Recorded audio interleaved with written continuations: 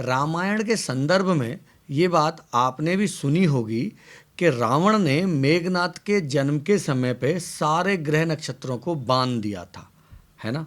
सुनी होगी ना, जरूर सुनी होगी। वैसे ये वाला जो प्रकरण है ये वाल्मीकि रामायण में नहीं मिलता, ये मिलता है आनंद रामायण में। आनंद रामायण एक अलग रामायण है। आनंद रामायण उत्तरकांड से संबंधित एक अलग ही रामायण है जिसमें बहुत सारे कांडों को अलग तरीके से दर्शाया गया है। उसमें कुछ अजीब सी और भी चीज़ें हैं जिनका मैं जिक्र करता चलूँ, जैसे हनुमान जी के विवाह का संदर्भ है आनंद रामायण में, कौशल्या के अपहरण का संदर्भ है, कौशल्या का अपहरण कर लिया था रावण ने।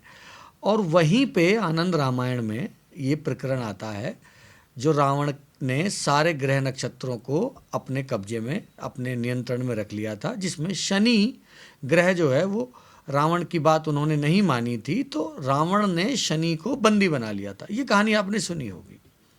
इसके हल्के मोटे अंश आपको पद्म पुराण में या नारद पुराण में भी मिलते हैं, जिनके कुछ श्लोक हैं। पद्म पुराण में ये श्लोक आता है, बट बहुत ज़्यादा डिटेल में वर्णन नहीं है, और नारद पुराण में तो बहुत ही छोटा सा एक संदर्भ आता है। आनंद रामायण में इसके बारे में डिटेल में आता है। बट आपको नहीं लगता कि ये बात तर्क संगत नहीं है कि कोई व्यक्ति जो पृथ्वी पे ही रहता हो, चलो कहाँ रहता है, लंका में रहता है, ये लंका यहीं थी कहीं और थी, उन सारे विवादों को परे रखते हैं, बट है तो पृथ्वी पे ही ना। पर पृथ्वी ग्रह की लंबाई चौड़ाई ऊंचाई तो घटी बढ़ी नहीं है। उस पे रहने वाला व्यक्ति आकाश में ब्रह्मांड में घूमने वाले नवग्रह, जो लगभग सारे ग्रह, बुध को छोड़ दे, मंगल भी बड़े ही हैं, मतलब बुध को छोड़ दे तो सारे ग्रह पृथ्वी से बड़े ही हैं, और शनि भी पृथ्वी से कई गुना आकार में है, उनको रावण ने बांध के लंका में बंदी बना लिया। मतलब कितनी इलॉजिकल सी बात नहीं है, कोई तर्क संगत बात नहीं लगती। लेकिन जैसा कि हम हमेशा दावा करते हैं कि सनातन तो विज्ञान है, सनातन तो तर्क है, सनातन तो सत्य है, तो ये बात को क्या समझा जाए, फिर इसके ऊपर थोड़ी शोध बनती थी, तो वो शोध मैंने की।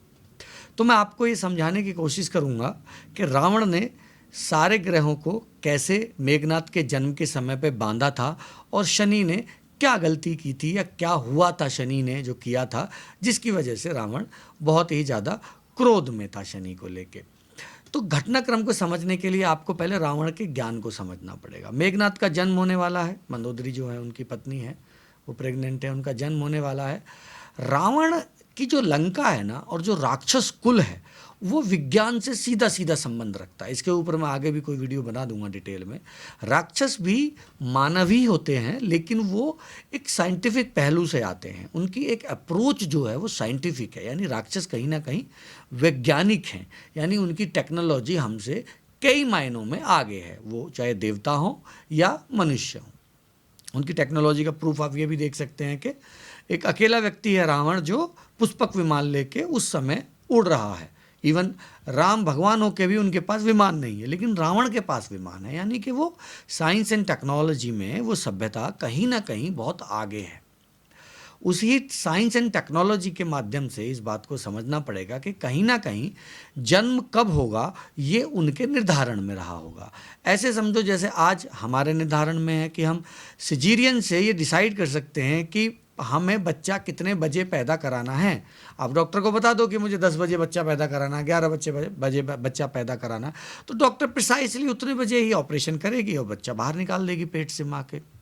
तो कहीं ना कहीं हमने समय काल को अपने गणित से बांध दिया। यहाँ पे रावण बिल्कुल यही करते हैं।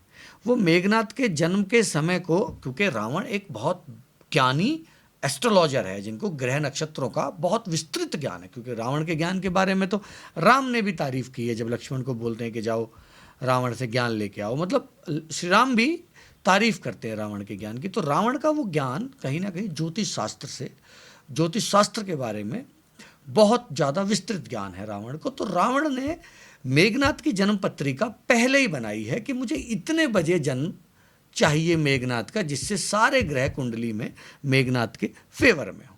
तो वो जो संदर्भ मिलता है शास्त्र में, जो मैंने बताया आनंद रामायण में, वो ये मिलता है कि रावण चाहता था कि सारे के सारे ग्रह कुंडली में, जैसे 12 घर होते हैं 1 से लेके 12 तक, रावण चाहता था कि कुंडली में सारे ग्रह 11वें घर में आके बैठ जाएं।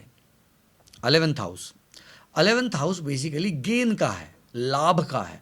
यानी जो भी ग्रह जनरली 11वें घर में होते हैं वो अपने आप को मल्टीपल ही करते हैं, यानी उनसे जो फल मिलता है वो मल्टीपल होता चला जाता है। लाभ का घर है ना। वो फाइनेंशियल गेन हो, बौद्धिक ज्ञान हो, मतलब बौद्धिक क्या कहते हैं लाभ हो, सामाजिक लाभ, मतलब हर तरीके का लाभ जो भी जीवन में लाभ में गिना जाता है वो हमारे 11वें भाव से आता है। क्योंकि 11वें भाव में अगर ग्रह आएंगे तो उनकी सप्तम दृष्टि हर ग्रह की होती है। तो अगर सारे ग्रह 11वें घर में बैठेंगे 11th हाउस में, तो उनकी जो सबकी सप्तम दृष्टि है वो 5th हाउस पे आ जाएगी। और 5th हाउस बुद्धि का, पढ़ाई का, संतान का घर होता है ना, क्रिएटिविटी का, एक्सपेंशन का हाउस होता है। तो वो 5वें घर को देखेंगे तो 5वां घर और विकराल हो जाएगा। तो लाभ ही लाभ, मतलब इसको हम एक अमरत्व की कुंडली कह सकते हैं। तो रावण की इच्छा यही थी कि मेघनाथ अमर हो जाएं। तो उसका प्रबंध क्या किया कि मेघनाथ के जन्म काल को ही निश्चित कर दिया जाए और उस समय मेघनाथ का जन्म हो जिस समय वो सारे ग्रह अपने आप, ये नहीं कि रावण उनको पकड़ के शिफ्ट कर रहा है, सारे ग्रह अपने आप उस समय काल, देश काल, परिस्थिति में आ जाएं जो 11th हाउस में हो और मेघनाथ का जन्म हो। इस प्रक्रिया को गर्भ धारण से पहले नियंत्रित किया गया होगा और उसके जन्म के समय को भी नियंत्रित करने की यहाँ पे पूरी कोशिश होती है। अब चूंकि ग्रह तो ग्रह हैं, वो तो अपने एक ईश्वरीय बल से घूम रहे हैं, कोई रावण के घुमाए तो घूम नहीं रहे हैं। वहाँ पे ये होता है कि ग्रह सारे के सारे 11th हाउस में आ जाते हैं, लेकिन उस दिन शनि के गोचर का समय आ जाता है और Shani next house 12th house में चले जाते हैं। जो 12th हाउस माना जाता है मोक्ष का घर, एक तरीके का गड्ढा है वो कुंडली में। वहाँ से व्यय देखा जाता है, हानि देखी जाती है, नुकसान देखे जाते हैं, विदेश देखा जाता है ना। तो जब शनि वहाँ चले जाएंगे 12th हाउस में, तो शनि की बेसिकली 3 दृष्टि होती है ना। एक तीसरे घर को देखते हैं शनि, है ना, एक फिर वहाँ से वो 7वें घर को देखते हैं शनि, एक वो 10वें घर को देखते हैं शनि। तो जैसे ही 12th हाउस में शनि जाएंगे, तीसरे घर को देखेंगे तो पराक्रम भाव को देखेंगे ना, कुटुंब के भाव को देखेंगे, परिवार के भाव को, धन संचय के भाव को। तो तुम देखोगे कि शनि की तीसरी दृष्टि जहाँ पे भी होती है वहाँ पे कमी लाने का कार्य करती है। और शनि की दृष्टि के बारे में आप ये समझ लीजिए कि शनि जहाँ विराजमान है उस घर में शुभ घर है वो या अशुभ घर है वो, जैसे 6ठा 8वां 12वां अशुभ घर माने जाते हैं। तो शनि अशुभ घर में विराजमान है, तो अशुभ घर से शनि की लगभग 3 दृष्टियां ही अशुभ फल देती हैं, ये ज्योतिष में फलादेश माना जाता है। तो शनि जैसे ही 12वें घर में जाते हैं, अशुभ स्थान पर जाते हैं, वहाँ से वो तीसरा घर यानी कि कुटुंब के भाव को देखते हैं। तो कुटुंब में परेशानियाँ, विकार, इवन सारा कुटुंब भी खत्म हो गया रावण का और मेघनाथ का, तो वो देते हैं। फिर जैसे ही वहाँ से पंचम दृष्टि आती है तो वो कहाँ आती है, वो 6ठे घर पे आती है। 6ठे घर से रोग, ऋण, रिपु यानी कि शत्रु भाव देते हैं, यानी कि बड़ा शक्तिशाली शत्रु पैदा करके दिया मेघनाथ को लक्ष्मण। भगवान लक्ष्मण कितना शक्तिशाली शत्रु पैदा करके दिया, शेषनाग के अवतार थे वो। क्यों दिया? क्योंकि शनि 6th हाउस शत्रु के भाव को देख रहे हैं अपनी सप्तम दृष्टि से। अब आ जाते हैं 10वीं दृष्टि से। 10वीं दृष्टि से वो 9वें हाउस को देख रहे हैं कुंडली के। जब आप बनाओगे चार्ट तो समझ में आएगा। 9वां हाउस पिता का घर होता है, पराक्रम, आपके कहते हैं ना आध्यात्मिक सम्मान का घर होता है, आपकी स्पिरिचुअल क्या सोसाइटी में वैल्यू रहेगी, पिता, धर्म, भाग्य, इन सब को देखा जाता है। तो मेघनाथ न चाहते हुए भी अधर्म के साथ हो जाता है। क्यों? क्योंकि वहाँ पे 10वीं दृष्टि शनि डाल रहे हैं। इस प्रकार मेघनाथ की कुंडली में जितने विकार हैं वो शनि की दृष्टि की वजह से। इसलिए रावण शनि से रुष्ट या शनि से क्रोधित नजर आते हैं। तो शनि पे जो बंधन है रावण का वो उपाय से था, उपचार से था। जैसे शनि के उपाय करते हैं हम, शनिवार को तेल चढ़ाते हैं ना, सरसों का तेल का दिया जलाते हैं पीपल के नीचे, और कुछ फूल हम चढ़ाते हैं, है ना, इंडिगो मतलब बैंगनी कलर के जो भी फूल हों, ये सारी चीज़ें उपाय में आती हैं शनि के। सरसों का दान, तेल का दान, सब तो उपाय से भी शनि का बंधन किया जाता है। लेकिन शनि तो शनि है, कर्म फल दाता है। मेघनाथ के कर्म, रावण के कर्म, कुटुंब के कर्म घूम के आ जाते हैं। सारा कुटुंब, सारा खानदान, पूरा परिवार रावण के खिलाफ होके भी रावण के साथ मर जाता है।